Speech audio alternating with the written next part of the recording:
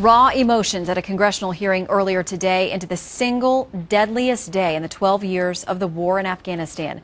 A chopper crash that killed 30 American troops. The tragedy has been complicated by shifting stories, even conspiracy theories. And still tonight, some of the families of the fallen say questions remain unanswered. Here's what happened. In the early hours of August 6, 2011, troops boarded a Chinook helicopter to join a mission to capture a Taliban commander. A short time later, they crossed high mountains into a valley in Wardak province, and they took enemy fire. A rocket-propelled grenade hitting a rotor blade and engulfing the Chinook in flames. 8 hours later, the remains of 30 American troops, including 17 Navy SEALs, were identified. 2.5 years later, the families of some of those SEALs going to Washington asking for answers.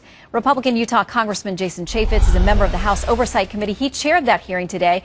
Congressman, thank you so much for your time. What answers were you hoping to get? Well, hopefully we provided some clarity to families who are still grieving and just want some basic answers. One of the things that was out there was this idea that upon the crash, that the black box in this helicopter had somehow washed away in a flash flood. And it just doesn't sound plausible, right?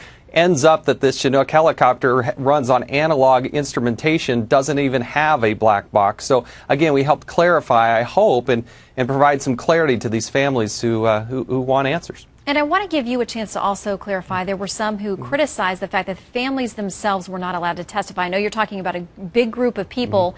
Why was that decision made? We had the whole spectrum of families, some who want the utmost of privacy, didn't want us to hold a hearing. You had others that wanted an open hearing, and they wanted to ask the questions themselves. So what we said and tried to compromise is send us your questions. We will facilitate the dialogue with the Pentagon. We will have an open hearing. We've had many classified hearings, which unfortunately only members of Congress can attend. But I think it was the right balance, and I hope those families know that we dealt with it as sensitive as we possibly could, and yet still tried to shed some light on it.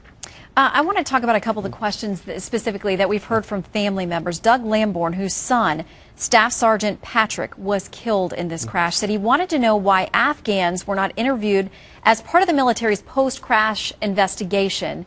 Did you get any answers on that point today?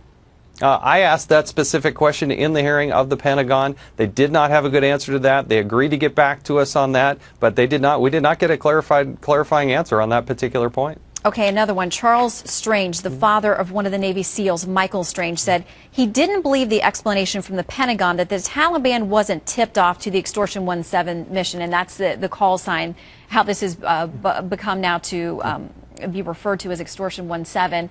And there are many of these family members who have publicly said that they feel in some way the Taliban had gotten information from somebody who leaked information, and that's how they knew that this particular Chinook was coming. Any discussion of that?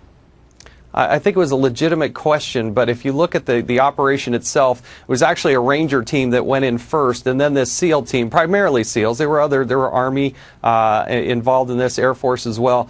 But this team was actually not, they were the backup. And when they were called into service, they didn't know exactly where they were going to go until they actually went and took off. I don't think there was even an opportunity to tell the Taliban. It's horrific. It was awful. These people go into the most dangerous places in the world. But I don't see any evidence that somehow the Taliban was tipped off and they were prepared, and that's what took out this helicopter.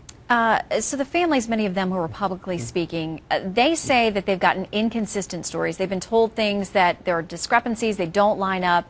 Do you think they're getting any closer to having any kind of closure? Not that you can when you lose a loved one like this, but at least to get some answers that make sense for them.